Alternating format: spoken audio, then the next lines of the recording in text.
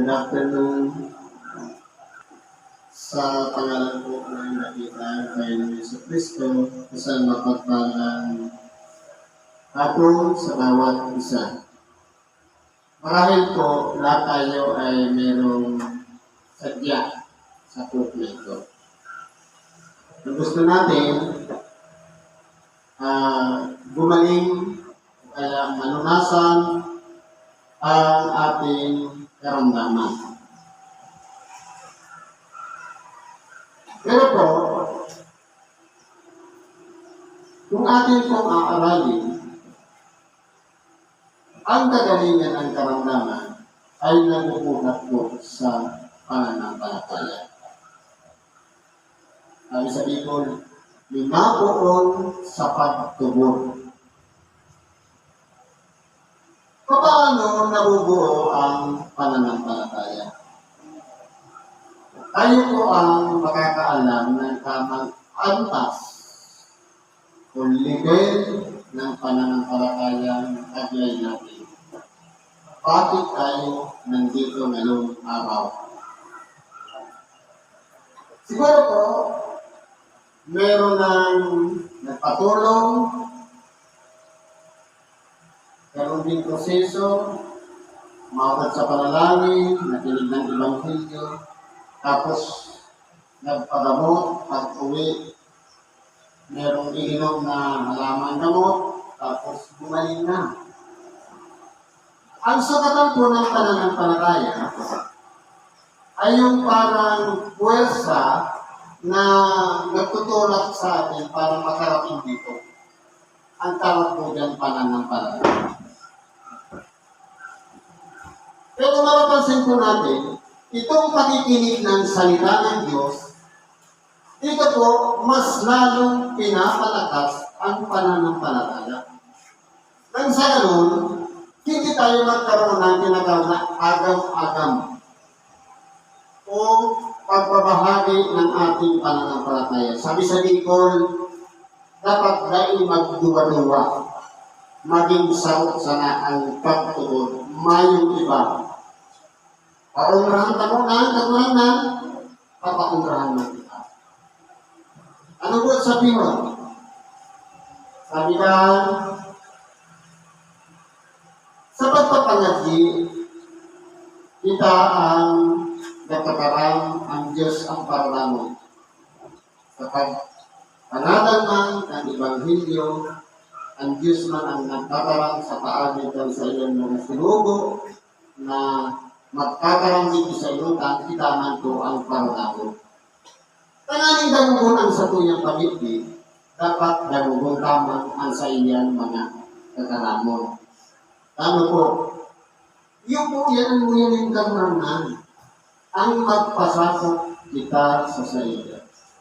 At kung kita po nagkaiguan ng kamatian, kagabatan sa buhay, parte po yan, tanganing marunungan ka siya. Na kung linaw kita sa pagpangadyi, asin sa pagsimba, bawat buwan ang nakakusok, pag nahihiro ang satuyang, sabi nga nila, ining satuyang hawak, nakakapagsabi kita, o nakapagkakabranay ng Diyos ko, pabangan mo ako. So, kung di po, pero kung halimbawa, makusog kita, perfect ang satuyang hawak, mayo rin mati, inuman kita sa pagsimba. Inas naman natin nga, bago matulog, inuman kita. Pero, kapag iba kita ng kamatian, tawag buwan upay ang karaot ng tayong umarumbado, nakapagsasabing, Diyos ko, ay pinakaya, kapangan mo. Sarot po yung paagi, pag-surrender sa mahal na Diyos. Ito, hindi po sa sitas mo niyan, hindi po sa gawa, yun po ang pangapudan ng kakurangan sa paagi ni Simon Pedro. Ang sabi, magsurol-sol kamo. Ano po po sabihin kang pagsurol? Ang pagsurol, pag sabi na sa puso, Ako na, pero so gawi, so hila-hila sa likuran niya, yung ang giraray. Dilawa. Mabato na niya ako, pero hindi na ako masimba. Ako dati niya, bit-bit ko pero yung manok, kasi rin ka sa bulanan, hindi na bato na niya ako. Pero, nagbato na rin, nagsimba na, pero sa itong gawi, yung magiraray, ay manahan. Sabi nga niya sa mga kaguranan, pagsisihan ninyo talikdan. Ibig sabihin, ang pagsisisi ay may kaakibat na pagtalikod. Pag sinabing talikod, kapag doon ka nakaharap, pag nagsisi ka, about face. Hindi mo na nakikita yung dati mong gawa. Ganun po dapat. Yun po ay isang paraan para makilala ng ating dakilang Panginoon kung tayo po ay may pagsunod o pagpapasakot sa Kanya. Kasi parang utos yan. Managsisi nga tayo. Parang utos. Hindi pakiusap. Sapagkat ang gusto talaga ng Diyos, lahat tayo ay makalapit sa Kanya. Salamat sa Diyos dahil may ginawa siya nakakaiba na nangyari sa ating buhay. Kaya tayo nakita-kita na yung araw na ito dito sa proof na ito para papurihan ang Kanyang pangalan. Para makinig ng Ebanghelyo. Sabi nga, hanapin muna ninyo ang Kanyang kaharian at ang Kanyang kapwiran, lahat ng bagay ay bawat idaratlag sa iyo. Ibig sabihin, hanapin muna natin sa ating sarili na tayo'y pagharian ng Diyos. Pero hindi natin nasusumbungan, may balakid dahil sa tinatawag na kasalanan. Ano po ang dapat natin gawin? Magsisi. Kung hindi tayo magsisisi, hindi natin malalaman na tayo pala ay makasalanan na kinakailangan natin humingi ng tawad sa Diyos, manumbalik sa Kanya at magpasakop sa Kanya at gawin natin ang tunay na pagsisisi sa harapan Niya. Isa pa po, pagsuko naman ulit, magpabautismo. Minsan po, ang bautismo ay parang na lang nagiging parang entry point para maging follower ka o tagasunod ka ng isang grupo. Sabihin mo, denomination ng Kristyanismo, marami yan. May Baptist, may Born Again, may Iglesia. Maraming mga ganyan. Yan po ay under Christianism. Ibig sabihin, kinikilala isa lang si Kristo. Ngayon, kung mapapansin natin, napakarami yung sanga-sanga, denomination, ang tawag niya. Ang nangyayari po niya, pag tinawag, inibitahan, tapos nagpabautismo, parang naging entry point yun, para kabilang ka na doon sa group. Halimbawa, ang nagbautismo, pastor ng Born-Again, di nagiging Born-Again ka. Kaya yan po ay mga pangalan lang. Ang tunay na itinatag ni Kristo, Iglesia.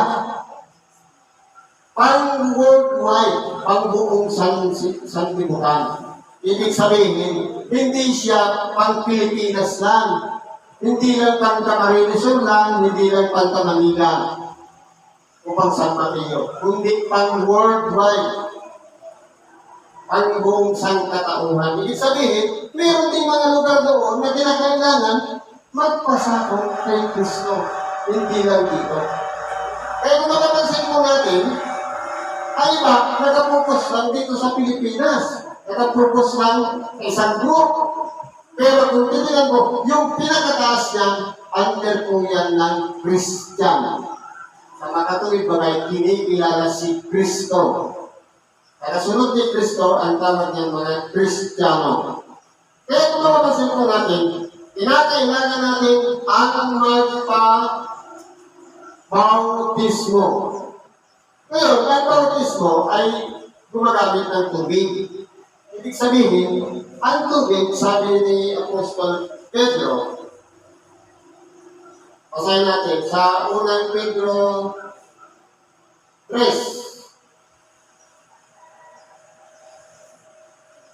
Sabi niya dito,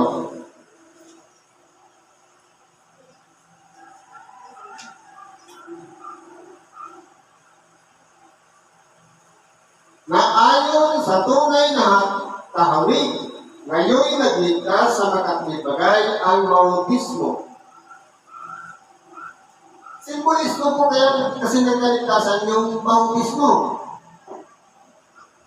Hindi ibig sabihin, nilubog ka lang, tapos na.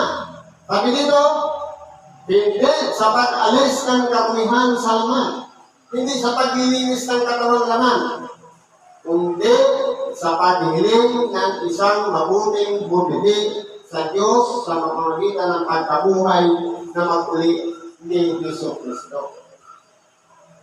Ibig ko pala sabihin, pag tinawag na bautismo, merong tinatawag na malinis na bumi. Para yung sumpa at pangako mula sa iyong sariling konsensya. Kalakip, yung pagkabuhay na maguli ng ating dakilang Panginoon. Kaya nangyayari, ganun yung entry point siya para makapasok na maging kabilang kasagot. Kaya ang tanong, bakit may mga tao hindi na kontento sa isang group? Nagpalipat-lipat. Pagdating doon sa isang pastor, may pamautismo. Pagdating doon sa isang pastor, may pamautismo. Ano ba talaga ang tunay na bautismo na ibinibigay na kinakailangan tanggapin ng tao? Iyon po ay mula sa isang malinis na buti. Ano yung pinakamagandang tubig na simbolismo ng malinis na buti? Tubig ba? Sa sapat? Sa lawa? Sa swimming pool? O kaya kung saan pa? Tubig?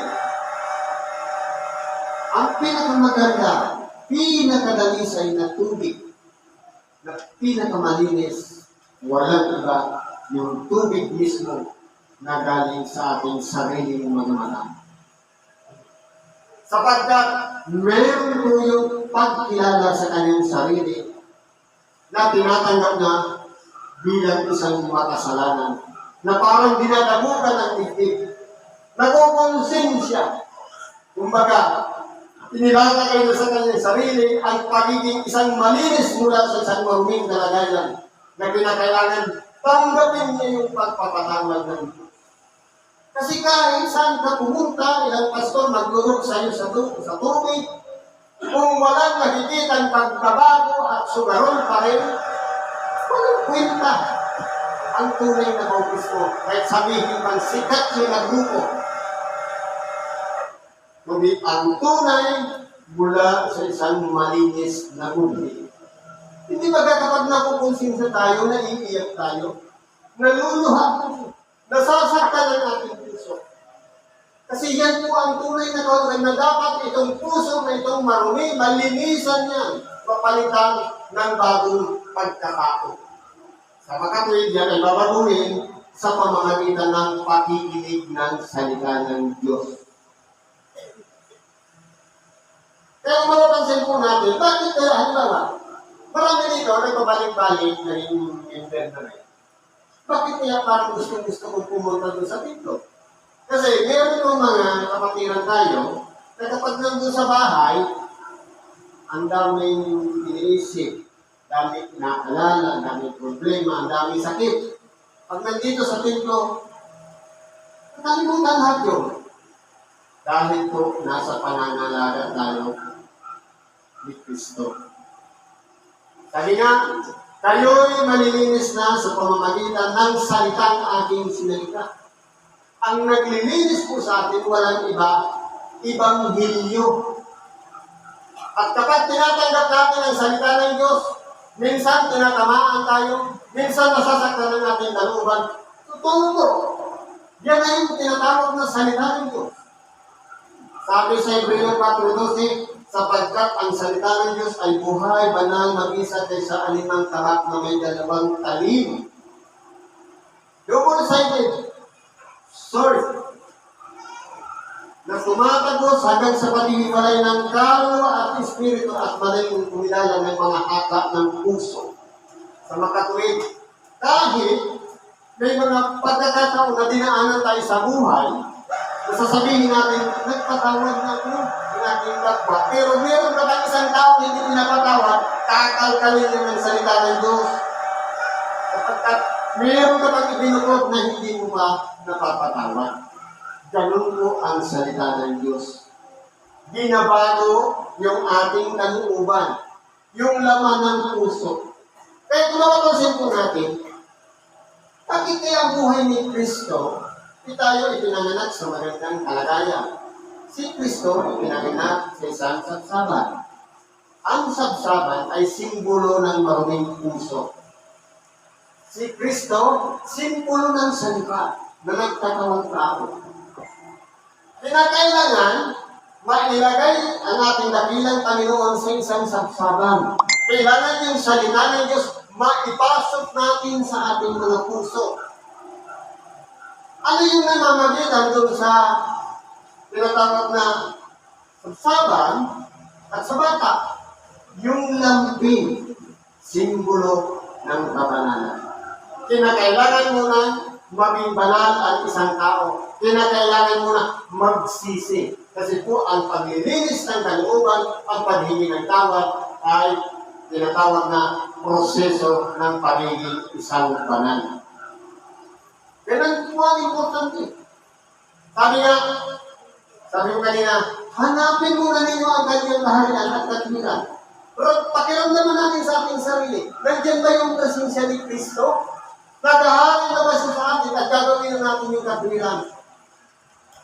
Ibig sabihin, kapag nangyari sa atin yan, tinanggap natin yung salita ng Diyos, itong lunas sa karamdaman, na palaging masakit ang ulo, palagi tayong inuupo, palagi tayong may dinaramdam sa ating katawan, bulos na ng kuyan. Tatanggapin muna natin si Kristo, yung lahat ng sakit na yan, aalis na yan kasi gawain yan ng mga demonyo. Lumalayas kasi ang demonyo. Sa oras ng isang tao'y magpasakot kay Kristo. Kasi sumpa yan eh. Ano yung sumpa? Ano sabi doon sa nung tinukso si Eva? Dahil ginawa ko yan, ikaw ay gagapang sa pamamagitan ng iyong tiyan at alamok ang iyong kakainin. May nakita ba tayong ahas na alamok ang pinakain? Wala. Pero nung likha ng Diyos ang tao mula sa alamok, tayo po ngayon yung kinakain ni Satanas. Ginagamit yung ating katawan naman para mapahamak tayo.